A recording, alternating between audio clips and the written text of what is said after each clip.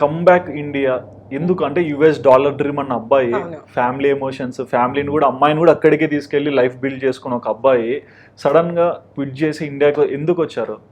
అంటే మీరు పెట్టే తమ్నైల్లో గ్రీన్ కార్డ్ కోసమా అంటే కాదుగా, చెప్పండి. 2020లో ఇండియా వచ్చాము. 2020లో ఆఫ్టర్ 5 years ఇండియా వచ్చాము. రాగానే నాకు ఏమనిపించింది అంటే పేరెంట్స్ వచ్చినా సరే 6 months ఉండగలుగుతారు. అవును. సో వాళ్ళు హ్యాపీగా ఫీల్ అవుతారు. 6 months ఉంటారు, వాళ్ళ అబ్బాయిని చూసుకుంటారు, కోడల్ని చూసుకుంటారు, మనవరాలను చూసుకుంటారు. ఓకే, మేము వచ్చినప్పుడు వాళ్ళు చాలా సాటిస్ఫైగా ఫీల్ అయ్యేవాళ్ళు.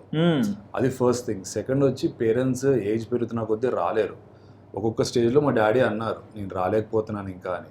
ఒక సందర్భంలో అయితే మా అమ్మకి లో బీపీ అయ్యి ఫ్లైట్లో పడిపోయారు. ఓకే. సో అవన్నీ మాకు చెప్తే ఎక్కడ టెన్షన్ పడతామని చెప్పలేం. గట్టిగా అడిగితే చెప్తారు.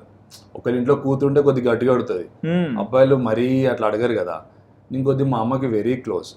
సో రెండో అనమాట. మూడోది వచ్చేసి చాలా ఇన్సిడెంట్స్ కోవిడ్ టైంలో జరిగాయి. ఏంటంటే మనీ ఉన్నా ఫుల్గా సెటిల్ అయినా సరే యూఎస్లో వాళ్ళ పేరెంట్స్ చనిపోతే ఇండియాలో వాళ్ళ లాస్ట్ రిచువల్స్ కూడా చేయలేకుండా యూఎస్లో ఉండిపోయిన వాళ్ళు ఉన్నారు. బికాస్ ఆఫ్ వీసాస్ కానివ్వండి, వాళ్ళ పర్సనల్ చాయిసెస్ అవి, దాని గురించి మాట్లాడడం.